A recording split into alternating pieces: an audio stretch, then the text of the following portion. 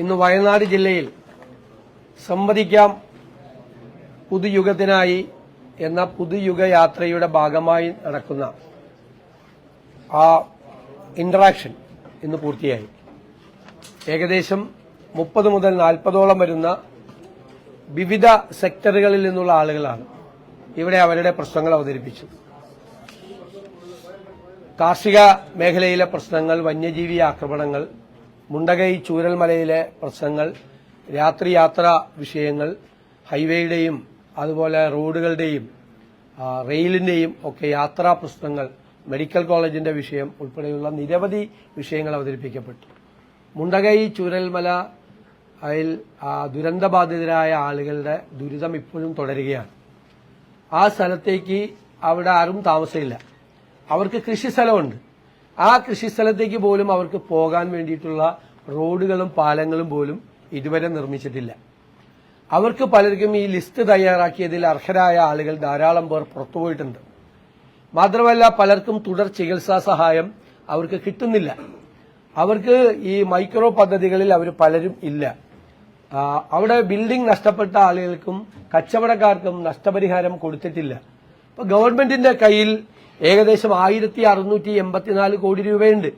CMDRF അടക്കമുള്ള കേന്ദ്രത്തിൽ നിന്ന് കിട്ടിയ പദ്ധതി ഉൾപ്പെടെയുള്ള 1684 രൂപയുണ്ട്. ഇവിടെ പലരും പ്രചരിപ്പിച്ചു ഞങ്ങളെല്ലാം CMDRFൽ പൈസ കൊടുക്കരുത് പറഞ്ഞത്. ഞാനടക്കം, സിദ്ദിഖടക്കം, IC ബാലകൃഷ്ണൻ അടക്കമുള്ള ആളുകളെല്ലാം ഇതിലേക്ക് പൈസ കൊടുത്തിട്ടുള്ള ആളുകളാണ് CMDRFിലേക്ക്. ഈ മുണ്ടകൈ ചൂരൽമല ഞങ്ങൾ MLA മാരും MP മാരും അല്ലാതെ ആളുകളും എല്ലാവരും ഉൾപ്പെടെ ഞങ്ങളെല്ലാം പണം കൊടുത്തിട്ടുണ്ട്. ഞങ്ങളുടെ ഉൾപ്പെടെ പണമാണ്. ഞങ്ങളതിൽ പണം കൊടുക്കരുതെന്നും പറഞ്ഞ് ഞങ്ങളാരും പ്രചരിപ്പിച്ചിട്ടില്ല. വെറുതെ തെരഞ്ഞെടുപ്പ് കാലത്ത് തെറ്റായ പ്രചരണോ, ആരും പണം കൊടുക്കരുതെന്ന് പ്രചരിപ്പിച്ചിട്ട് ഞങ്ങൾ പണം കൊടുക്കുക. ഞാൻ കൊടുത്തിട്ടുണ്ട് 1 ലക്ഷം രൂപ. 1 ലക്ഷം രൂപ CMDRFിലേക്ക് കൊടുത്തിട്ടുണ്ട്. MLA മാര് കൊടുത്തിട്ടുണ്ട്. ആ പണം എല്ലാവരും കൊടുത്തിട്ടുണ്ട്.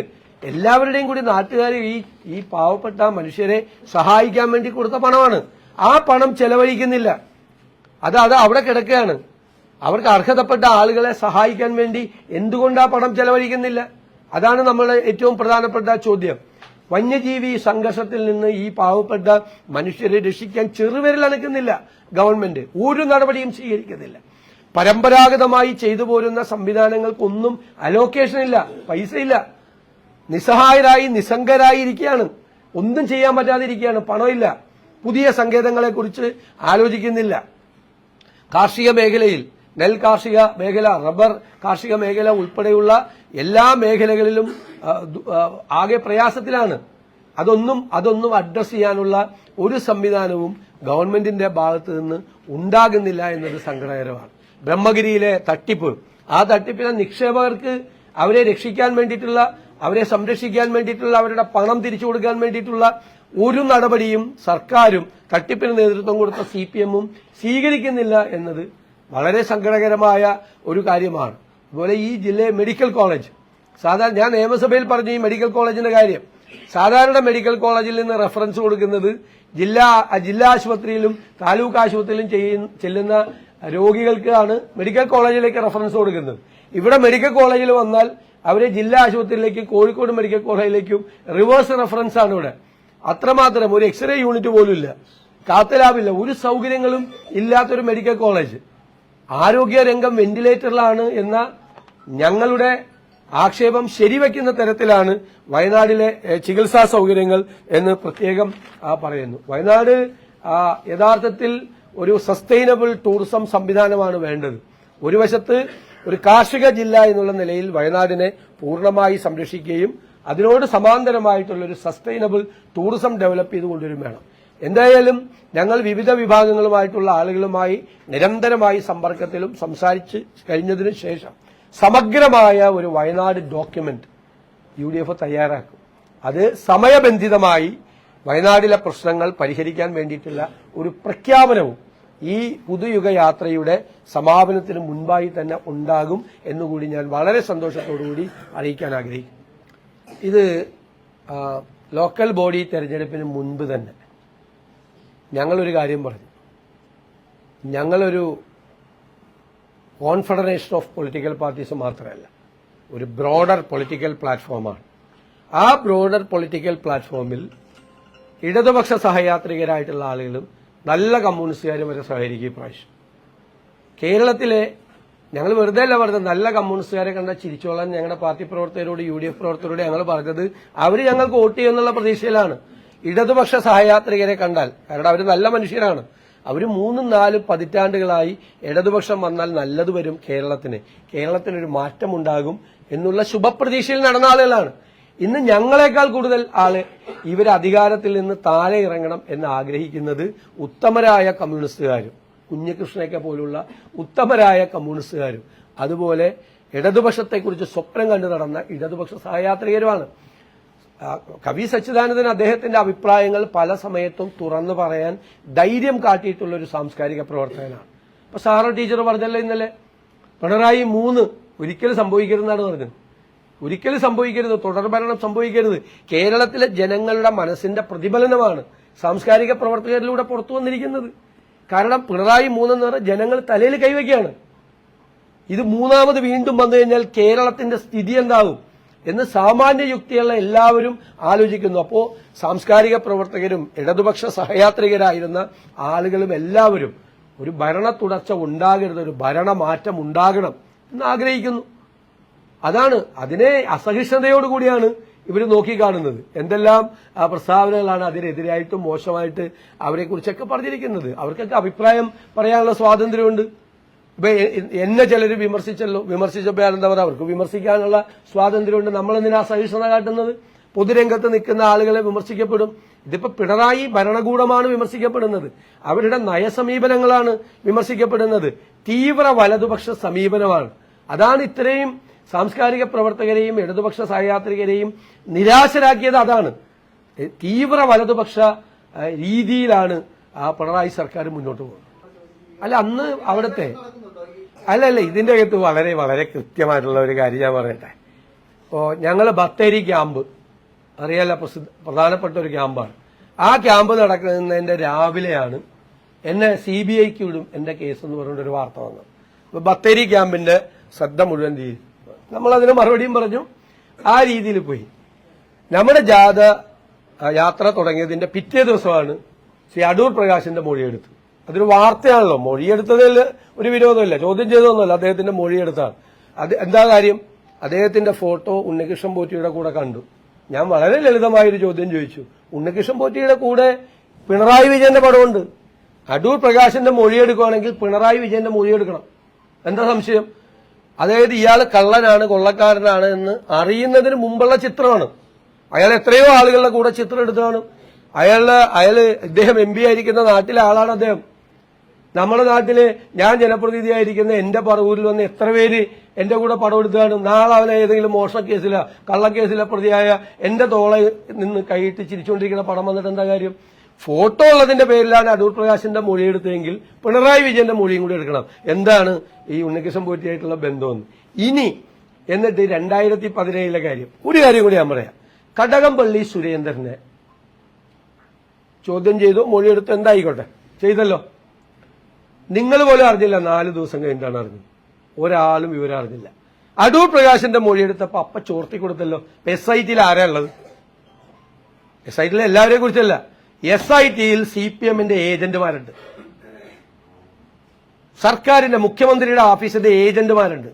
കടകംപള്ളി സുരേന്ദ്രന്റെ മൊഴിയെടുത്ത സമയത്ത്, അല്ലെങ്കിൽ അദ്ദേഹം അവിടെ ഹാജരായ സമയത്ത് ഒരാളും അറിയിക്കാതെ രഹസ്യമായി സൂക്ഷിച്ചു. 3-4 ദിവസം കഴിഞ്ഞ പുറത്തു വന്ന് അടൂർ പ്രകാശിന്റെ അദ്ദേഹം അവിടെ ചെല്ലുമ്പോ തന്നെ അത് ചോർത്തി കൊടുത്തു പുറത്തേക്ക്. ഇത് വളരെ വ്യക്തമല്ലേ? വളരെ വ്യക്തമല്ലേ എന്താണെന്ന്? അവിടെ ആരുടെ ഏജന്റുമാർ അതിനകത്തുണ്ട് എന്നുള്ളത് വ്യക്തമല്ലേ? ഇനി കൊടിമരത്തിന്റെ കാലത്ത് ഹൈക്കോടതിയുടെ വിധിയുണ്ട്, അതിനെ അപ്രീഷിയേറ്റ് ചെയ്യുന്നു. ഹൈക്കോടതിയുടെ അഡ്വക്കേറ്റ് കമ്മീഷണറുടെ സാന്നിധ്യത്തിലാണ് എല്ലാ നടപടിക്രമങ്ങളും പൂർത്തിയാക്കിയത്. എന്നിട്ട് ഹൈക്കോടതി വെച്ച അഡ്വക്കേറ്റ് കമ്മീഷണർ ഹൈക്കോടതിയിൽ റിപ്പോർട്ട് കൊടുത്തു, എന്തൊക്കെയാണ് നടന്നത്, എന്തെല്ലാം കാര്യങ്ങളാണ് ചെയ്തത്. എന്നിട്ട് ഹൈക്കോടതി ഈ അഡ്വക്കേറ്റ് കമ്മീഷണറെയും അവിടെ നടന്ന നടപടിക്രമങ്ങളെയും അഭിനന്ദിച്ചുകൊണ്ടുള്ള കോടതി വിധിയും കൂടിയുണ്ട്. അതുകൂടി എല്ലാവരും കൂടി വായിച്ചു നോക്കിക്കോട്ടെ. പിന്നെ ഹൈക്കോടതി SITയുടെ കീഴിലാണോ ഇത് അന്വേഷിക്കുന്നത്, അല്ലെ സ്റ്റേറ്റ് വിജിലൻസ് ആണോ അന്വേഷിക്കുന്നതെന്ന് എനിക്കറിയില്ല, വ്യക്തത എനിക്ക് വന്നില്ല, എനിക്കറിയില്ല. ആയിക്കോട്ടെ, അതിനെന്താ ഞാൻ പറയും അതേ ഹൈക്കോടതിയുടെ ദേവസ്വം ബെഞ്ച് അഡ്വക്കേറ്റ് കമ്മീഷൻ ഇതുപോലെ ഈ ആരും അറിയാതെ മറ്റേ ദ്വാരപാലക ശില്പം എടുത്തിട്ട് മറ്റേ കോടീശ്വരന് വിറ്റല്ല, നടപടിക്രമങ്ങൾ പാലിച്ച് അഡ്വക്കേറ്റ് കമ്മീഷണറുടെ സാന്നിധ്യത്തിലാണ് അന്ന് എല്ലാം ചെയ്തത്, എല്ലാം. എന്നിട്ട് അഡ്വക്കേറ്റ് കമ്മീഷണർ ഹൈക്കോടതിക്ക് റിപ്പോർട്ട് കൊടുത്തു. അഡ്വക്കേറ്റ് കമ്മീഷണറെയും അവിടെ നടന്ന നടപടികളെയും ഹൈക്കോടതിയുടെ ദേവസ്വം ബെഞ്ച് അഭിനന്ദിക്കുകയും കൂടി ചെയ്ത കേസാണ്, ക്ലോസ് ചെയ്ത കേസാണ്. വരട്ടെ, അവരത് നേരിട്ടുള്ളൂ, ഒരു പ്രശ്നമില്ല. അല്ല, അതിനെന്താ ഹൈക്കോടതി ഒരു ഡയറക്ഷൻ പറഞ്ഞു കഴിഞ്ഞാൽ നമ്മൾ ഇതിനാണ് എതിർക്കുന്നത്? ഇതും നടന്നിട്ടുണ്ട് ഹൈക്കോടതിയിൽ, അതുകൂടി അറിയണം, ഇതും കൂടി അറിയണം. ഹൈക്കോടതി ഇതും കൂടി ചെയ്തിട്ടുണ്ട് ആ കേസിൽ. അല്ലാതെ ആരോരും അറിയാതെ ഹൈക്കോടതി മാനുവൽ ലംഘിച്ച് ഇതെടുത്തുകൊണ്ട് വേറെ പോയി കോടീശ്വരർ വിറ്റ് പിന്നെ വേറൊരു വ്യാജ ചെമ്പുണ്ടാക്കി അതുകൊണ്ട് അവിടെ കൊണ്ട് വെച്ചതല്ല ഈ കേസ്. ഞാൻ ചോദിക്കട്ടെ, ഞങ്ങൾ എപ്പോഴും പറയും ടീം UDF ആണ് ഞങ്ങളുടേത്, ടീം UDF ആണ് ഞങ്ങളുടേത്, ടീം UDF ഞങ്ങളുടേത്. ഇടതുമുന്നണി ശിഥിലമായിക്കൊണ്ടിരിക്കുക, പരസ്പര വിശ്വാസമില്ല, പരസ്പര വിശ്വാസമില്ല ഘടകകക്ഷികൾ തമ്മിൽ. CPIയും CPM തമ്മിൽ നല്ല ബന്ധമാണ്. എത്ര വിഷയങ്ങളിൽ ഏറ്റുമുട്ടി. PM ശ്രീ പദ്ധതിയിൽ ഒപ്പിട്ട് മന്ത്രിസഭാ യോഗത്തിൽ വന്നിരുന്നിട്ട് CPIക്കാർ വാദിക്കുക ഒപ്പിടരുതെന്ന്. ഈ മുഖ്യമന്ത്രിയും വിദ്യാഭ്യാസ മന്ത്രിയും മിണ്ടാതിരുന്നു. മന്ത്രിസഭാ യോഗത്തിൽ ഒപ്പിട്ട കാര്യം പറഞ്ഞില്ല. അപ്പൊ അവരെ വിശ്വാസത്തിലെടുക്കുന്നില്ല. കേരളത്തിൽ ഒരു മുഖ്യമന്ത്രിയും ചെയ്തിട്ടില്ല ഈ പരിപാടി. അതായത് ഒരു പേപ്പറിൽ ഒപ്പിട്ട് വന്നിട്ട് ഇവർ ഒപ്പിടരുതെന്ന് പറയാണ്. എടോ, ഞങ്ങൾ ഒപ്പിട്ടിട്ടാണ് വന്നേക്കണത് എന്നെങ്കിലും പറയണ്ടേ? അതുപോലും ചെയ്തിട്ടില്ല. CPI CPM ബന്ധം അതാണ്. കേരള കോൺഗ്രസിന്റെ അവരുമായിട്ടുള്ള വിഷയങ്ങൾ നിങ്ങൾക്കറിയാം. ഇപ്പൊ RJD ആയിട്ടുള്ള വിഷയങ്ങൾ അറിയാം. ഇടതുമുന്നണി ശിഥിലമാവുകയാണ്. ടീം UDF അവിടെ ഉറച്ചു നിൽക്കുക. ഇതാണ് രണ്ടും തമ്മിലുള്ള വ്യത്യാസം. അല്ല, അതൊക്കെ സംബന്ധിച്ചിട്ടുള്ള എന്തെങ്കിലും വിവരങ്ങൾ നിങ്ങളെ അറിയിക്കേണ്ട ഒരു സമയം വരുമല്ലോ. ഉചിതമായ സമയത്ത് ഏത് കാര്യങ്ങളുണ്ടെങ്കിലും, ഞാൻ പറഞ്ഞല്ലോ പല കാര്യങ്ങളും ഉണ്ടാവും ഇലക്ഷന് മുമ്പ്, ഇല്ലേ? പല കാര്യങ്ങളും ഉണ്ടാവും. ഇപ്പോ ഐഷ പോറ്റി വന്നു, നിങ്ങൾ അറിയിച്ചില്ലേ? ഐഷ പോറ്റി വന്ന് കയറുമ്പോൾ നിങ്ങൾ എല്ലാവരും ഉണ്ടായി ക്യാമറയൊക്കെ എടുത്ത്. അതുപോലെ അങ്ങനത്തെ അവസരങ്ങൾ വരുമ്പോൾ തെരഞ്ഞെടുപ്പിന് മുമ്പ് അത്തരം അവസരങ്ങൾ ഉണ്ടാവും, പല അവസരങ്ങളുണ്ടാവും. അത് കൃത്യമായിട്ട് നിങ്ങളെ അറിയിക്കും. നിങ്ങളെ അറിയിക്കാതെ രഹസ്യമായിട്ട് ഒരു പരിപാടി നടത്തില്ല. നിങ്ങളെ അറിയിക്കാതെ രഹസ്യമായിട്ട് ഒരു പരിപാടി നടത്തില്ല. ഞാനൊരു വ്യക്തിയെക്കുറിച്ച് ഒരു പാർട്ടിയെക്കുറിച്ച് ഒന്നും പറയില്ല, ഒരാളെ കുറിച്ച് ഒന്നും പറയില്ല. ഒറ്റ കാര്യമുള്ളൂ, നിങ്ങളെ അറിയിക്കാതെ നടത്തില്ല ഒന്നും. അതൊക്കെ നമുക്ക്, ഞാൻ പറഞ്ഞില്ല, എല്ലാ കാര്യങ്ങളും നമ്മൾ ഏത് സംഭവമായിട്ടോ ഏത് വ്യക്തിയായിട്ടോ എന്തു പറയും അതിനൊരു സമയമുണ്ട് നിങ്ങളോട് പറയാൻ. അത് നിങ്ങളോട് പറയേണ്ട ഉചിതമായ സമയത്ത് നിങ്ങളോട് പറയും, തീർച്ചയായിട്ടും. അതൊക്കെ നമുക്ക് ഈ പത്രസമ്മേളനത്തിൽ പറയാൻ പറ്റുമോ? ഘടകകക്ഷികൾ തമ്മിൽ നടത്തിയ ചർച്ച, നേരെ വന്നിട്ട് അവർ ഏതൊക്കെയാണ് ആവശ്യപ്പെട്ടത്, ഞങ്ങൾ അവിടെ എന്തൊക്കെയാണ് പറഞ്ഞത്, അത് എപ്പോൾ പറയുമെന്ന് വെച്ചാൽ ഘടകകക്ഷികളുടെ ചർച്ചകൾ പൂർത്തിയാക്കി ഓരോ കക്ഷികൾക്കും അനുവദിച്ചു കൊടുത്തിരിക്കുന്ന സീറ്റുകളുടെ എണ്ണം, ഏതെല്ലാം സീറ്റുകളാണ് എന്നൊരു ഡിക്ലറേഷൻ ഉണ്ടാവും. അപ്പോഴല്ലേ പറയാൻ പറ്റുള്ളൂ. ചർച്ചയ്ക്കിടയിൽ നമ്മളതിന്റെ പറയുന്നതിന്റെ അകത്തൊരു ഇംപ്രപ്പറേറ്റ് ഇല്ല, അനൌചിത്യമുണ്ട്, അങ്ങനെ പറയാൻ പാടില്ല. അല്ല, അതിന് അവര് തന്നെ മറുപടി പറഞ്ഞിട്ടില്ല. അതിലൊക്കെ വല്ല പാർട്ടിക്കാരെ ആരെങ്കിലും ഒരാൾ പറയുമ്പോൾ നേതൃത്വത്തിൽ ഇരിക്കുന്ന ആളുകൾ അത് പറഞ്ഞിട്ടുണ്ടല്ലോ. ഞങ്ങൾ ആദ്യത്തെ ഘട്ടം സ്ഥലം എടുത്തു, 3.5 ഏക്കർ സ്ഥലം എടുത്തു. ഇനി അടുത്ത ഒരു സ്ഥലം കൂടി അതിനോടനുബന്ധിച്ച് തന്നെ അതിന്റെ നടപടിക്രമങ്ങൾ പൂർത്തിയായി ഉടനെ രജിസ്ട്രേഷൻ നടക്കും. രജിസ്ട്രേഷൻ നടന്നു കഴിഞ്ഞാൽ ഉടൻ തന്നെ അവിടെ തറക്കല്ലിട്ട് അവിടുത്തെ നിർമ്മാണ പ്രവർത്തനങ്ങൾ തുടങ്ങും. ഞാൻ ഒരു കാര്യം ഒന്നും കൂടി പറയാണ്. ഞങ്ങൾ എവിടെയാ വൈകിയത്? ഒരു കൊല്ലം എടുത്ത് സർക്കാർ ഇല്ലേ, ഞങ്ങൾ സർക്കാരിൽ നിന്ന് ലീഗ് നേരത്തെ തീരുമാനിച്ചു, അവർ വേറെ അവസാനമായപ്പോൾ അവർ തീരുമാനിച്ച് സ്ഥലം ഏറ്റെടുത്തു. സർക്കാർ ഞങ്ങൾക്ക് സ്ഥലം മേടിക്കാനുള്ള പദ്ധതി ഉണ്ടായിരുന്നില്ല. സർക്കാർ ഞങ്ങൾക്ക് പ്രത്യേകമായ സ്ഥലം തന്ന് ഞങ്ങൾക്ക് 100 വീട് വയ്ക്കാനുള്ള സ്ഥലം തരുമെന്ന് പറഞ്ഞു. അവസാന ഘട്ടത്തിലാണ് സർക്കാർ അതിന് തയ്യാറായില്ല. അപ്പൊ ഞങ്ങൾ പറഞ്ഞു ഞങ്ങൾ വേറെ സ്ഥലം മേടിച്ചോളാം. സർക്കാർ 1 കൊല്ലം എടുത്തുള്ളൂ, നമ്മൾ 4 മാസം എടുത്തുള്ളൂ. ഞങ്ങൾ 4 മാസം എടുത്തുള്ളൂ സ്ഥലം കണ്ടുപിടിച്ചിട്ട് സ്ഥലം എടുക്കാൻ വേണ്ടിയിട്ട്. അതിനാണ് ഈ സോഷ്യൽ മീഡിയയിൽ കൂടി മുഴുവൻ ആക്ഷേപിക്കുന്നത്, സിദ്ദിഖിനെ അധിക്ഷേപിക്കുന്നത്. സർക്കാർ ഇത്രയും വലിയ സംവിധാനമുള്ള സർക്കാർ, പ്രത്യേകിച്ച് വയനാട് ജില്ലയിൽ സ്ഥലം എടുക്കുമ്പോൾ സൂക്ഷിക്കണം. ഭൂമിയുമായി ബന്ധപ്പെട്ട് ഒരുപാട് ഈ മുൻകാല റെക്കോർഡുകൾ വേണം. സാധാരണ പോയി നമ്മൾ 5 സെന്റോ 1 ഏക്കറോ സ്ഥലം മേടിക്കുന്നത് പോലെ അല്ല. ഭൂമിയുമായി ബന്ധപ്പെട്ടുള്ള ക്ലെയിമുകൾ ഉണ്ടോ, ഗവൺമെന്റിന് ക്ലെയിം ഉണ്ടോ, പ്ലാന്റേഷൻ ഭൂമിയാണോ എന്നൊക്കെയുള്ള പരിശോധനകൾ, നിയമപരമായ പരിശോധനകൾ നടത്തണം. ഈ എന്തുകൊണ്ടാണ് നിങ്ങൾ സ്ഥലമെടുക്കാൻ വൈകുന്നത് എന്ന് മുഖ്യമന്ത്രിയോട് ഞാൻ നിയമസഭയിൽ ചോദിച്ചപ്പോൾ മുഖ്യമന്ത്രി എന്നോട് പറഞ്ഞ മറുപടിയാണിത്. എന്തുകൊണ്ട് 1 കൊല്ലം എടുത്തെന്ന്.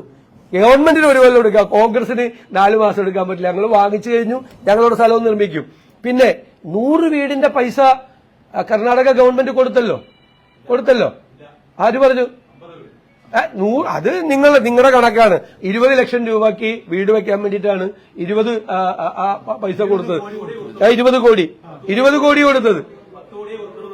അല്ലല്ല, അത് ഘട്ടമുണ്ടാവില്ല. പൈസ കൊടുത്തല്ലോ, അവിടെ അത്രയല്ലേ ആയുള്ളൂ. പൈസ കൊടുത്തല്ലോ. അവര് പൈസ കൊടുത്തെന്ന് മുഖ്യമന്ത്രി പത്രസമ്മേളനത്തിൽ പറഞ്ഞാണ്, ഞാൻ പറഞ്ഞതല്ല. എന്നോട് കർണാടക മുഖ്യമന്ത്രി പറഞ്ഞതല്ല. നമ്മുടെ മുഖ്യമന്ത്രി പിണറായി വിജയൻ വന്ന് പത്രസമ്മേളനത്തിൽ പറഞ്ഞ കാര്യമാണ്. പിന്നെ ലീഗിന്റെ ഇപ്പൊ 50 വീട് പൂർത്തിയായല്ല, ഇപ്പൊ 52 അല്ലെ? 52 വീട് പൂർത്തിയായി. അത് കൈമാറ്റം ചെയ്യപ്പെടാൻ പോവല്ലേ അല്ലെ? അപ്പൊ എത്രയായി? ഞങ്ങളും ചെയ്യും. അത്രയേ ഉള്ളൂ.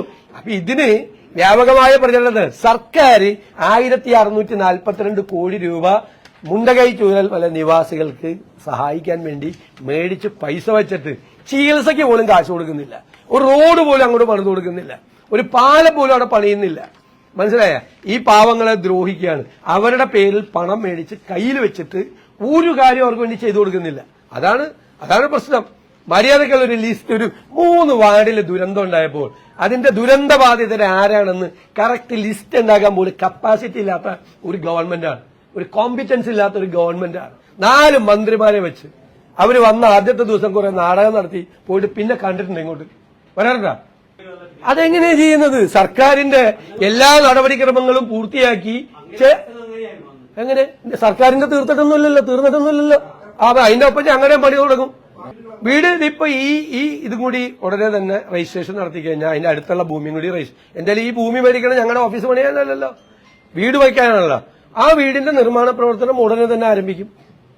ഇമ്മീഡിയറ്റ് ആയിട്ട് ആരംഭിക്കും. ഈ രജിസ്ട്രേഷൻ കഴിഞ്ഞാൽ ആരംഭിക്കും. ഞങ്ങൾ 4 മാസം എടുത്തുള്ളൂ, സർക്കാർ 1 കൊല്ലം എടുത്ത്. അത്രയും മനസ്സിലാക്കിയാൽ മതി.